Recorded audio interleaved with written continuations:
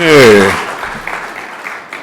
Okay, let's see here. Good. Thank you very much indeed. I want to talk today about some central observations I make in a very small book on the Green New Deal that the American Enterprise Institute published. Thank you. In April of this year. You can find it on Amazon in the book section. Let me point out it is not too early to begin your holiday shopping for friends and loved ones. Okay, if you think about, there are different versions of the Green New Deal. As a crude generalization, they call for the U.S. to drive its greenhouse gas emissions down to net zero by 2050. By net zero, that means there can be some emissions, but there have to be offsets here and there, and there has to be, in the world envisioned in the Green New Deal, carbon capture and sequestration, which basically means capturing carbon dioxide from industrial processes and electric power generation and other sorts of industrial activities, and piping it to, and then injecting it in underground reservoirs. This is extremely expensive, I think is completely impractical as an operational matter. The Obama administration tried to claim when justifying its clean power plan that carbon capture and sequestration technology was proven, which was rather silly. And the point is that under the Green New Deal, there really cannot be any under the Green New Deal as defined by its proponents, there cannot be any fossil power generation. All has to be wind and solar and hydro. And I assume in the book that there's no nuclear generation because of the politics of the Green New Deal, but the existing hydro generation remains. In any event, if you ask the standard benefit cost question that any economist would ask, the first observation you would try to arrive at is what is the benefit of this policy if you assume that reducing greenhouse gas emissions would reduce temperatures, and that's the goal of the policy. If you assume that, and if you use the EPA climate model, it turns out that the temperature effect in the year 2100 would be between 8 and 17/100ths of a degree. The lower number comes from using what Professor Spencer talked about. Or Professor Sharif talked about is the lower bound on the IPCC estimate of the climate sensitivity of the atmosphere, 1.5 degrees. The larger number comes from using the upper bound on the IPCC climate sensitivity assumption, which is 4.5 degrees. In any event, the standard deviation of the land-ocean temperature record, putting aside all the problems with that record that Dr. Spencer talked about, and as I understand it, Anthony Watts is going to talk about. If you put all that aside, the standard deviation of the surface temperature record is about 11/100ths of a degree, and so for all practical purposes, this effect would not be measurable. So if you think about the electricity sector under the Green New Deal, the first thing to note is that wind and sunlight conditions obviously can't be scheduled, or as the electrical engineers put it, wind and solar power are not dispatchable. That's the term. And the answer you get from the proponents is we'll put in a lot of batteries to solve that problem. Well, for various reasons, a battery solution is almost impossible. I won't say it's impossible, but it's almost impossible technologically. More important, it's very, very expensive and environmentally destructive for all kinds of reasons. Dealing with batteries, producing batteries and all the heavy metals and all the rest, and disposing of batteries is just a real problem. And I'll just leave it at that. There's also, because of the non-dispatchability of wind and solar power, there's a large intermittency problem, reliability problem that I'm sure a lot of you have already heard about. And the further matter, the wind and solar power cannot provide grid stability functions that almost no one talks about. There's voltage control, in an alternating current system that operates at 60 hertz, which is generally what the U.S. power system is, all the generators have to run at 60 hertz. And wind and solar power, because they can't be scaled, can't provide that kind of synchronization of generators. And so you get a real blackout problem, a real problem of service reliability with an all renewable kind of system. And so the bottom line is that despite what the proponents of the Green New Deal may tell you, you have to have fossil fuel, basically natural gas fired backup capacity to make the system work, unless you believe that the American public will accept an electricity system characterized by frequent and widespread blackouts. I don't believe the American public will accept that, and so there has to be substantial fossil backup capacity. Now, I'm going to get in a slide or two to the emissions implications of that. And again, I assume no nuclear generation and no new hydroelectric generation under the Green New Deal. So if you, by the way, in today and in the book, I really do not talk about the building retrofit objectives, retrofit literally every building in the country. And I don't talk about the zero emissions transportation system envisioned by the proponents of the Green New Deal. I will talk about some of the political implications in a few minutes, because those proposals are so preposterous that they really cannot be subjected to any kind of reasonable cost analysis. So if you think about the direct costs of replacing all the fossil electricity generation in the U.S. with wind and solar power, these are just the direct costs. Well, you wind up with a number with an annual cost of a little bit under $500 billion a year, about $491 billion a year, broken out as I show here in this slide. That's a very conservative number. I won't go into the reasons that it is conservative, but I assume away a lot of problems that inevitably would be encountered as the U.S. were to shift to this kind of a system. So it's about $491 billion per year. On a per household basis, that's about $3,845 per household per year. If this were to be paid through electricity rates rather than through the federal budget, then you would get very, very substantial variation across the states. The lowest would be $222 per household per year in Vermont. The highest would be over $17,000 per household per year in Wyoming. In terms of the politics of this, remember that a number of the Democratic presidential candidates almost without breaking stride endorsed the Green New Deal about several months ago when the Congressman Ocasio-Cortez pseudo proposal hit the newsstands. And in the industrial Midwest, if those were to be paid through electricity rates, it'd be about $3,665 for Michigan, not quite $3,600 for Ohio, over $4,500 per household per year for Pennsylvania, and over $3,800 a year for Wisconsin. That's something to keep in mind when the debates start more in earnest between Mr. Trump and whoever winds up being the Democratic presidential candidate, and the topic turns to the electricity system in the U.S. Now, the indirect economic costs are staggering, truly staggering. What people call socialism, inherent in the Green New Deal, the single-payer health system, I think the right way to think about that, and I talk about that in this small book, is the cost of forging a political coalition. Sure, some of you had Econ 101 way back when you were in college, and you probably were taught that markets underprovide collective goods or public goods, one of which is environmental protection.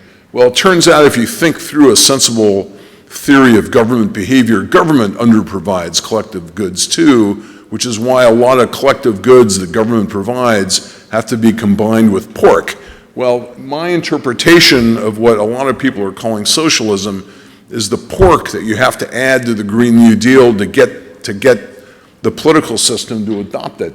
And if you use estimates for these things that are published by center-left or hard-left foundations, not by guys like me, then you wind up with something like a number in excess of $4 trillion per year to forge this political coalition to get the Green New Deal over the line in Congress. If we add the marginal excess burden of the tax system, and what that means in plain English is that when the private sector sends $1 to the Beltway, it shrinks by more than $1 because of the inefficiency effect of taxes. Well, a really conservative estimate of that is dollar for dollar, and the economic cost of that would be about $4.5 trillion a year. That doesn't show up in anybody's budget, but it's really quite real. And so the annual total for the Green New Deal is $9 trillion a year, and that's a really conservative number in an economy for which GDP is now roughly $20 trillion a year. And interestingly enough, my estimate is really pretty consistent with other estimates out there, one of which is just the American Action Forum, a group run by Doug Holes-Aiken, who used to be the CBO director, quite a good guy. And those guys, all these estimates use different methodologies, but that number, $9 trillion a year, is really pretty consistent across these studies. Now, annual US spending on electricity is about $400 billion, and roughly a third, and so right off the bat, the cost of the Green New Deal is 10 times that. But notice that roughly a third of the current $400 billion would remain to be paid. These are capital assets, electric generating plants and transmission lines and all the rest that have been approved by regulators. You can't not pay for them. And so one legal problem that's going to come up is a failure to pay those costs would be an obvious taking under the Fifth Amendment. I don't think even the Ninth Circuit would fail to uphold those property rights. Just very briefly, proponents of the Green New Deal, proponents of wind, claim that wind and solar power are, quote, clean. You hear that term, clean electricity. That's just silly. Clean power is not clean. There's the heavy metal pollution created by the production processes for wind turbines and solar panels. There are the noise and flicker effects of wind turbines. There's the enormous problem of solar panel waste, which we really haven't started hitting yet. There's wildlife destruction. I wrote a paper a few years ago on the Ivanpah solar power monstrosity in the California Mojave Desert, and I talked about the wildlife destruction. Furthermore, there's massive land use because wind flows and sunlight, or the energy content of wind flows and sunlight are so unconcentrated. You have to compensate with that with massive land use. And it turns out if you do a simple calculation using some conservative assumptions about the spacing of wind turbines and all the rest, you wind up with a land requirement under the Green New Deal, and I'm really quite serious about this, of 180,000 square miles, which is 15% more than the entire land area of California. I talked about earlier the emissions from the Green New Deal backup generation. It turns out, well, you have to cycle, depending on wind and solar conditions, sunlight conditions, you have to cycle the backup units up and down. When the wind's not blowing, you cycle them up. When the wind starts blowing, you cycle them down. And so the backup units can't be run very efficiently. That's the point. Your heat rates go up. The amount of BTUs you have to burn in order to produce a given number of megawatt hours. Well, it turns out if you do that calculation, the emissions from the backup generation under the Green New Deal are 22% greater than all the emissions from natural gas-fired power generation in 2017, and it's over 35%, roughly about a third of the emissions from all power generation, whether gas or coal-fired or whatever, in 2017. So the point is that even in terms of the narrow emissions goals that claimed by the proponents of the Green New Deal is really, to a very substantial degree, self-defeating. I won't talk much today about the environmental Kuznets. As a society becomes poorer, it's clear that it's willing to spend less on environmental protection. And the Green New Deal, to a degree that is not recognized, would make the American economy poorer, and I'm not going to go through the estimates now, but there's no question that America will become dirtier, primarily as the indirect result of a poorer society being willing to spend less on environmental protection. I do want to talk about what we hear from the proponents of the Green New Deal narrowly and from advocates of climate policy more generally is we need to think about future generations, that future generations are interested in a pristine environment. That is false. And people who make that argument are not thinking very clearly about how to analyze or think through what members of the future generations want. What do your kids want? You know, regardless of what they tell you, they want to inherit as much as they can from you. That's what your kids want. And, well, how many of you have children? How many of you disagree with that? That's what they want. I mean, and if you think about a Homo sapiens baby born in a cave 50,000 years ago, in a world in which environmental quality is effectively untouched by man. Is that what that child wants? No, because it would have a life expectancy at birth of something on the order of 10 years. If you ask that child, will you accept a less pristine environment if we gave you better food and better water and better health care and better shelter? The obvious answer would be yes. That child would trade off some environmental quality in exchange for other things, just as all of you, how many of you live on a pristine desert island? None of you. You all live in a place in which there's some pollution. Why? Because it enables you to consume other things as well. And so what future generations want is to inherit from the current generation the biggest possible capital stock. That's the point, of which the environment is one important dimension among many. And so if future generations could vote today, contrary to what proponents of the Green New Deal will tell you, they would not vote for the Green New Deal. They would vote for an economy that's as big as possible because they want to inherit the biggest possible capital stock from the current generation. Am I saying this very clearly? And so policies that make the current generation poorer are not what future generations would vote for if they could vote. All right? Okay. One thing I talk about is, how am I doing? Just a minute and a half.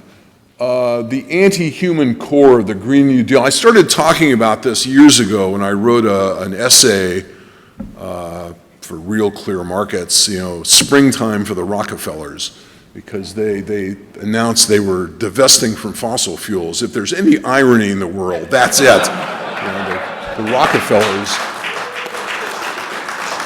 Well, if you look, I won't bore you with the econometrics, but if you just look at simple correlations between the consumption of conventional energy and incomes, it turns out that for income quintiles 2 through 5, the highest for income, that correlation is over 0.9. For every 1% increase in incomes, you get a 0.9% increase in energy consumption. And even for the poorest among us, the lowest income quintile, it's 0.55.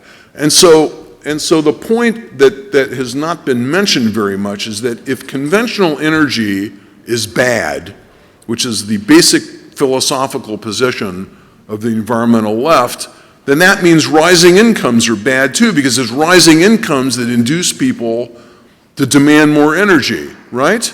And so if you really believe those things, then one central implication of the Green New Deal is that you shouldn't be investing in people. You shouldn't be investing in human capital. You shouldn't be investing in health care. You shouldn't be investing in education. You shouldn't be investing in physical capital that improves people's productivity. The Green New Deal narrowly and left-wing environmentalism more fundamentally or more broadly are fundamentally anti-human in their core implications, and that's something that should never be forgotten.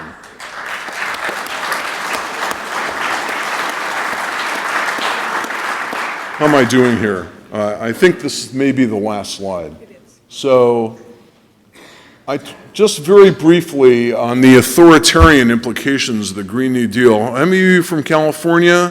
Right? Well, the drought ended this year, but before it did, right, what did California do? It passed a law saying that if you consume more than 50 gallons of water per household per day, you're going to get fined, right?